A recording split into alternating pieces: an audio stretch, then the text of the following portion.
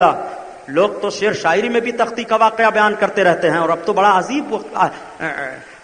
عجیب معاملہ ہے پیارے۔ قوال لوگ کرامتوں کو، سرکار کے معجزات کو اپنی قوالیوں میں ڈھول کے نشے میں ٹپ ٹپ ٹپ ٹپ ڈباتے رہتے ہیں اور گاتے رہتے ہیں، حرام خور کہیں کے۔ رسول اللہ صلی اللہ علیہ وسلم کے معجزات کو، قرآن کی آیتوں کو، اولیاء کرام کی کرامتوں کو مزامیر پر بجا بجا کر کے لوگوں کے سامنے پیش کرتے ہو، یہ شیطانی رقص ہے، یہ کرامتوں اور معجزات کا پیش کرنا نہیں ہے، بلکہ یہ تمہاری حرام کاری ہے۔ اور نسبت دیتے ہیں کہ بریلوی لوگ قوالی کرتے ہیں۔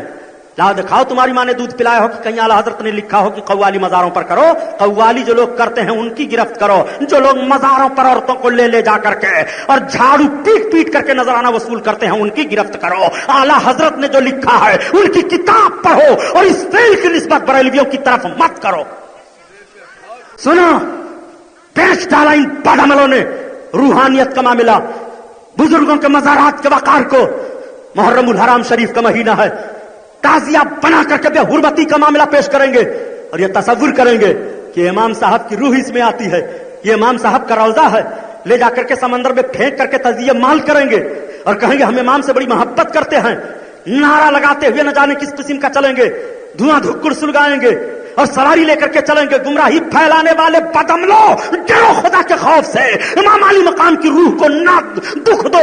تعزیہ سے امام کی روح نہیں خوش ہوگی، ڈھول سے نہیں خوش ہوگی، تاشے سے نہیں خوش ہوگی۔ تو قرآن پڑھ لے شہادت کے دن امام کی روح خوش ہو جائے گی، تو روزہ رکھ لے شہادت کے دن امام کی روح خوش ہو جائے گی، تو غریبوں کو کھانا کھلا دے امام کی روح خوش ہو جائے گی، تو غریبوں کو کپڑا پہنا دے امام کی روح خوش ہو جائے گی۔ امام کے نقش قدم پر چل کر کے امام کی روح کو خوشبو کرو۔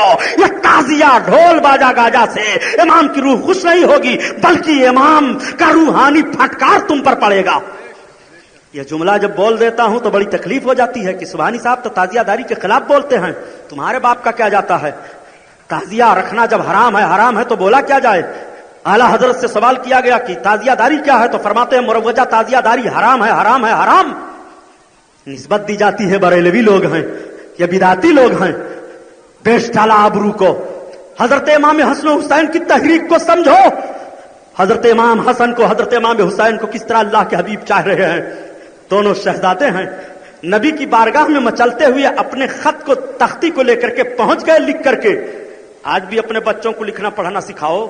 امام علی مقام اپنے بچپن میں لکھنے کے پیغام سے نانا جان کے امتیوں کو لکھنے کا پیغام دے رہے ہیں۔ حسین نے بچپن میں لکھا پڑھا ہے، اپنے بچوں کو بچپن میں لکھاؤ پڑھاؤ، یہ حضرت امام حسین کی زندگی سے سبق مل رہا ہے۔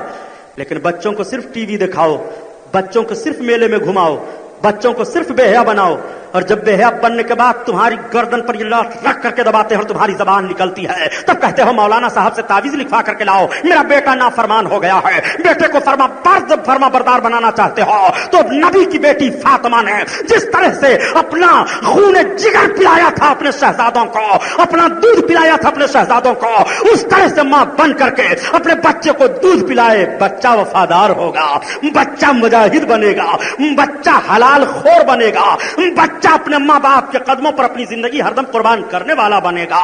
اس طور پر تمہیں حضرت امام حسن حسین کی زندگی سے سبق لینا چاہیے۔ تختی دونوں